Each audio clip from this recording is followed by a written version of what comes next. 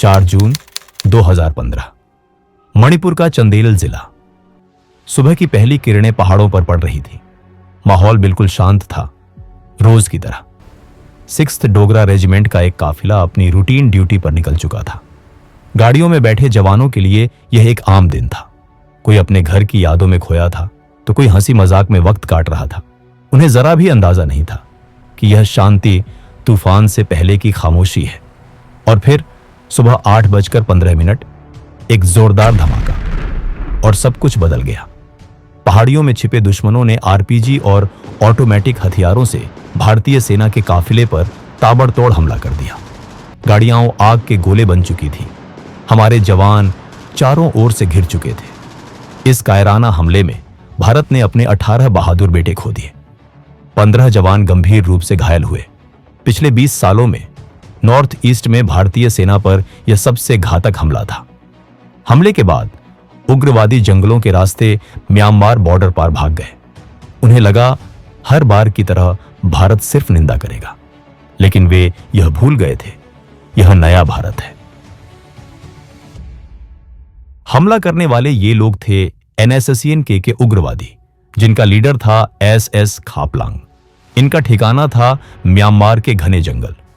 भारत और म्यांमार की सीमा 1600 किलोमीटर लंबी है, जहां जंगल इतने घने हैं कि दिन में भी सूरज की रोशनी जमीन तक नहीं पहुंचती। यही इन दुश्मनों का सबसे बड़ा हथियार था। ये भारत में घुसते, हमला करते और वापस म्यांमार में अपने सुरक्षित कैंप्स में छिप जाते। इन्हें पता था कि अंतर्राष्ट्रीय कानूनों की वजह से भारतीय सेना बॉर्डर पार नहीं करेगी। लेकिन दिल्ली में इस बार माहौल अलग था। 18 जवानों की शहादत ने देश को हिला दिया था। प्रधानमंत्री नरेंद्र मोदी, NSA अजीत डोभाल और army chief general Dalbir Singh Suhag के बीच एक हाई लेवल मीटिंग हुई। कमरे में सन्नाटा था, लेकिन इरादे फौलादी थे। 2 रास्ते थे। पहला, डिप्लोमेसी का रास्ता, जो सालों से काम नहीं कर रहा था, और दूसरा, बदला। फैसला लिया गया, ऑपरेशन हॉट परस्यूट का। आदेश साफ था, घर में घुसकर मारो। लेकिन यह कोई आसान मिशन नहीं था। अगर एक भी जवान पकड़ा जाता तो अंतर्राष्ट्रीय स्तर पर भारत की बदनामी तय थी। इसीलिए हारने की कोई गुंजाइश नहीं थी। इस नामुमकिन मिशन के लिए चुना गया भारत के सबसे घातक योद्धाओं को 21 पैरा स्पेशल फोर्सेस। इन्हें वाघ नख भी कहा जाता है। जंगल वॉरफेयर में इनका कोई मुकाबला नहीं। मिशन को लीड करने की जिम्मेदारी दी गई मेजर नेक्टर संजन बाम को। 70 जांबाज कमांडोज की एक टीम तैयार की गई। दुश्मन को चकमा देने के लिए एक बेहतरीन प्लान बनाया गया। इन कमांडोज ने अपनी स्पेशल फोर्सेस की यूनिफॉर्म नहीं पहनी, बल्कि उन्हें असम राइफल्स और बिहार रेजिमेंट की साधारण वर्दी पहनाई गई, ताकि अगर बॉर्डर पर कोई उन्हें देख भी ले तो लगे कि यह सामान्य पेट्रोलिंग है। 7 जून की रात यह मौत का दस्ता अंधेरे में गायब होने के लिए तैयार था। ऑपरेशन शुरू हुआ। कमांडोज ने पैदल चलना शुरू किया। रास्ता बेहद खतरनाक था। घने जंगल, दलदल और जहरीले सांप। हवा में नमी इतनी थी कि सांस लेना भी मुश्किल था। हर कमांडो के कंधों पर 40 किलो का वजन था, लेकिन उनके कदमों की आहट सूखी पत्तियों पर भी सुनाई नहीं दे रही थी। तभी एक बहुत बड़ी मुसीबत सामने आ गई। जंगल के बीचों बीच कमांडोज का सामना म्यांमार के कुछ स्थानीय शिकारियों से हो गया। यह वो पल था जब पूरा मिशन फेल हो सकता था। अगर वो शिकारी भागकर उग्रवादियों को खबर कर देते तो हमारे जवान वहीं घिर जाते। लेकिन मेजर नेक्टर ने तुरंत फैसला लिया। उन्होंने शिकारियों को पकड़ा, लेकिन उन्हें मारा नहीं। उन्होंने उन्हें अपने साथ ले लिया और कहा, जब तक हम वापस नहीं आते तुम हमारे साथ चलोगे। 2 दिन तक बिना सोए, बिना रुके। 9 जून की रात तक भारतीय सेना के ये शेर दुश्मन के कैंप के बिल्कुल करीब पहुंच चुके थे। अब उनके और दुश्मन के बीच सिर्फ एक 600 मीटर की सीधी चट्टान थी।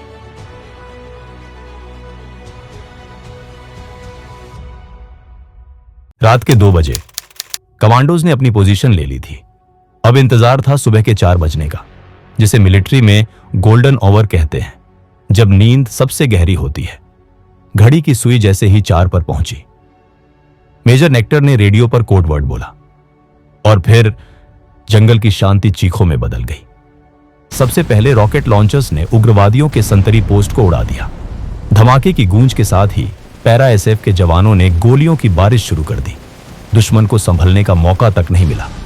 कुछ उग्रवादी तो अपनी बंदूकें तक नहीं उठा पाए। कैंप में अफरा तफरी मच गई।